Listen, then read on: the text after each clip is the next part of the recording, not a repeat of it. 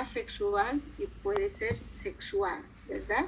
En este caso, cuando hablamos de hospedero definitivo en la enfermedad de malaria, el hospedero definitivo va a ser el mosquito, donde se va a llevar adelante la reproducción sexual. Entonces, lo que vamos a ver en este caso va a ser los gametocitos, que se van a transformar en gametos, el cigoto, el ooquinete, el ooquiste y el esporozoito. Estos estadios evolutivos van a estar presentes en este hospedero definitivo que se denomina Anopheles hembra. Entonces, cuando esta Anopheles hembra succiona la sangre que contienen los gametocitos, dentro de este mosquito, a nivel del estómago, se van a transformar en gametos masculino y femenino, que van a ser microgametocito el masculino y macrogametocito el femenino. Se van a convertir en gametos. El microgameto va a sufrir un proceso de flagelación y va a ir en busca, cada flagelo va a ir en busca de una célula femenina. Van a formar el huevo o cigoto. Este va a dar lugar al ooquinete. Este ooquinete tiene cierto movimiento, va a pasar el epitelio intestinal del mosquito y se va a transformar en un quiste, que se va a llamar ooquiste. Y luego dentro de este ooquiste se van a formar unas estructuras alargadas que se llaman esporozoitos. Este ooquiste madura, deja en libertad estos esporozoitos y estos esporozoitos tienen que migrar a las glándulas salivales del mosquito. Y cuando este mosquito nuevamente pica a otro individuo susceptible, entonces se va a continuar el ciclo evolutivo.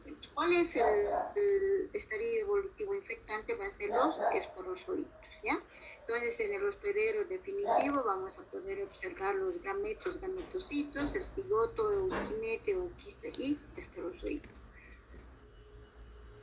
Luego tenemos la reproducción asexual, que en este caso va a ser el hospedero intermediario. ¿Quién va a ser el hospedero intermediario? Va a ser el hombre.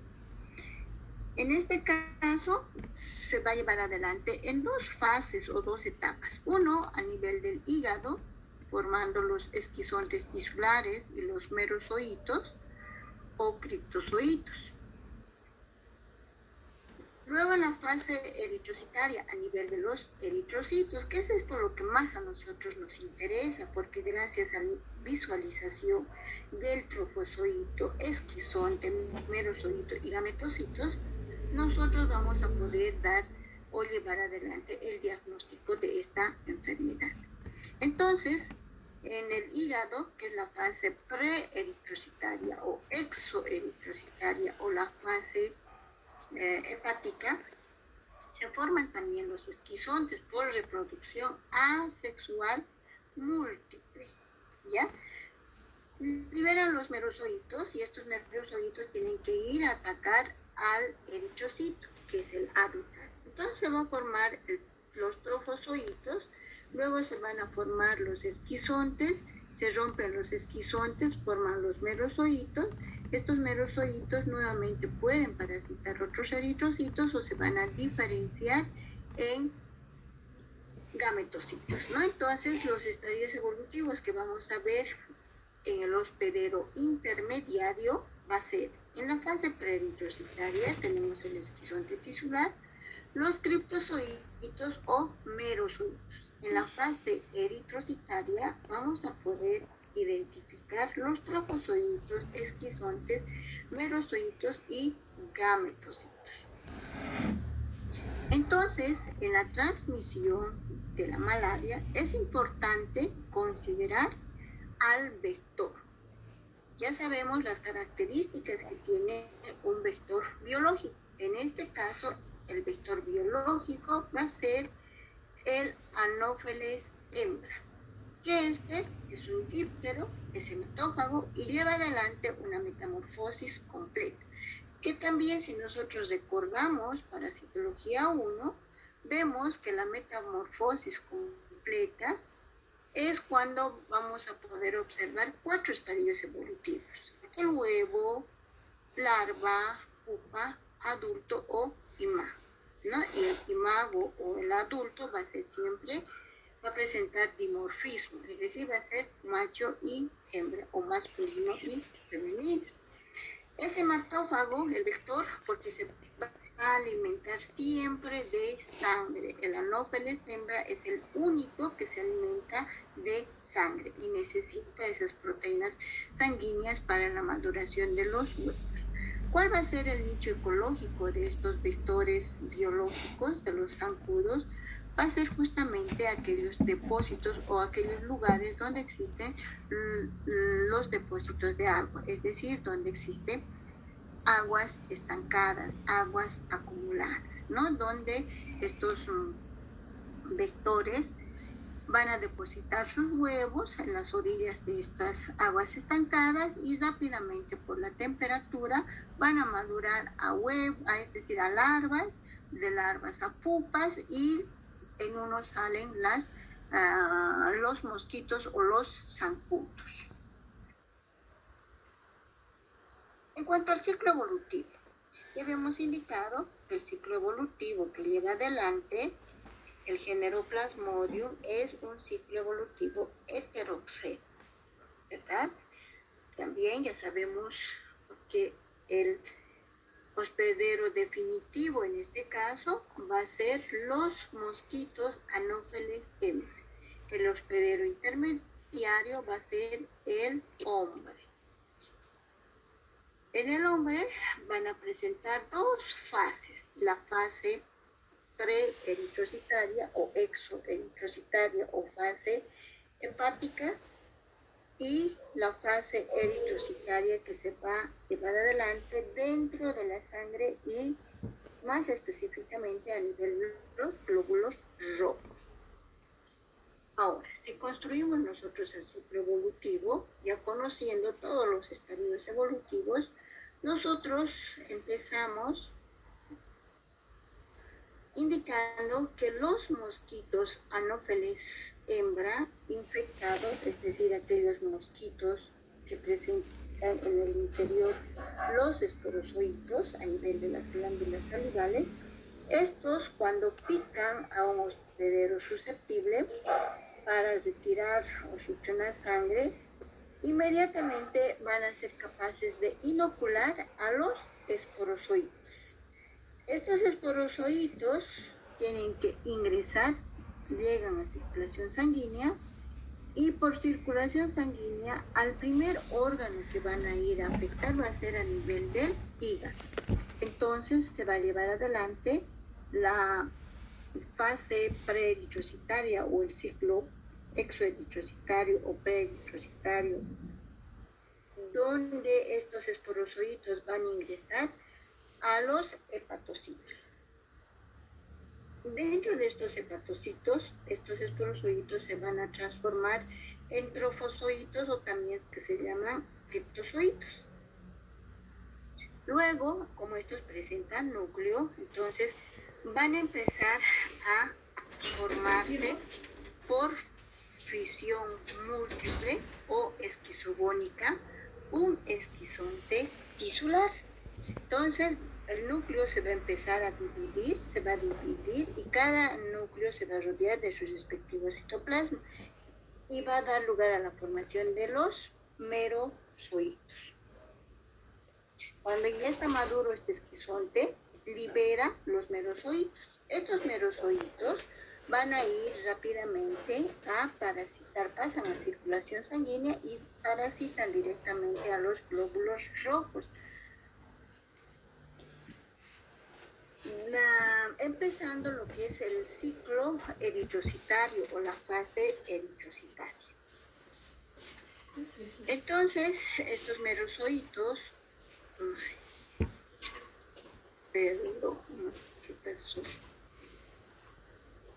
entonces estos eritrocitos ya parasitados van a formar un trofozoito.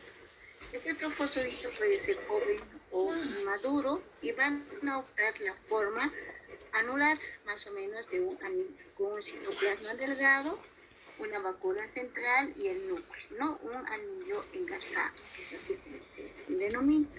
Luego van a seguir madurando y van a dar lugar a la formación del trofozoito maduro.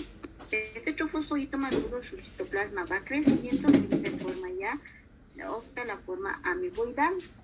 Luego su núcleo se va a ir dividiendo. ¿Para qué? Para dar lugar a la formación de un esquizón. Entonces, por reproducción asexual. Este esquizonte va madurando, este núcleo se va rodeando de su respectivo citoplasma y membrana citoplasmática y va a dar lugar a la ruptura del eritrocito. Como ya está completamente lleno, entonces se rompe el eritrocito porque se va a romper el esquizonte para la liberación de los merozoitos. Entonces se liberan los merozoitos, algunos nuevamente parasitan otros glóbulos rojos o de lo contrario se van a diferenciar en gametocitos.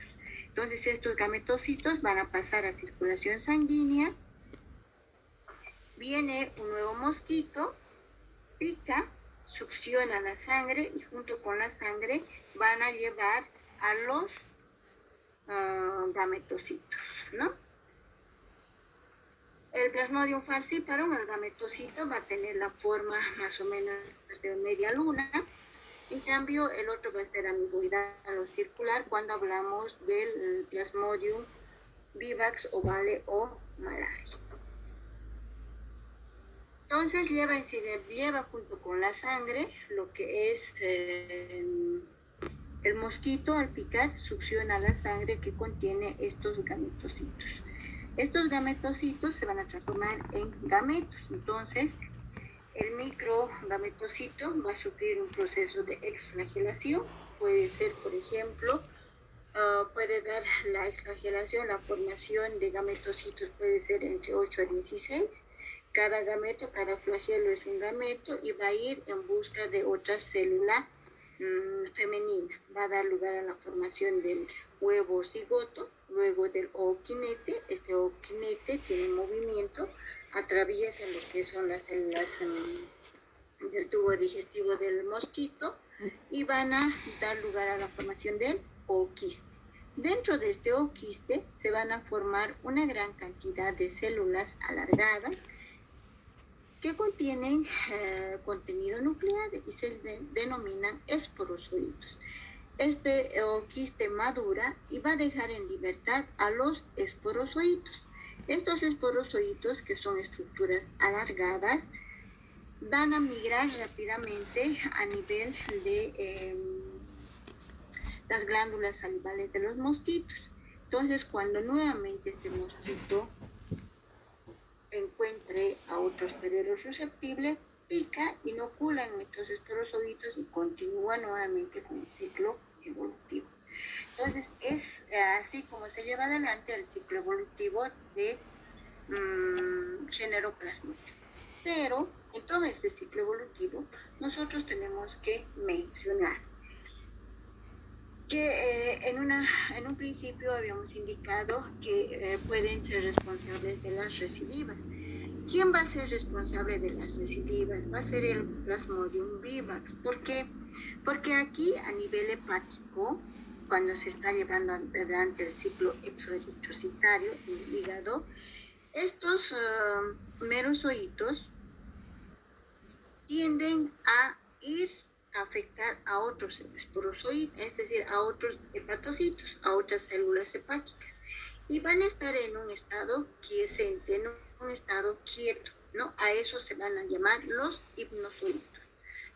Y cuando en algún momento este hígado reciba cierto estímulo, entonces estos hipnozoitos van a pasar nuevamente a circulación y van a continuar con el ciclo evolutivo, porque estos hipnozoitos van a ir a afectar nuevamente a los glóbulos rojos y nuevamente el paciente va a presentar sintomatología.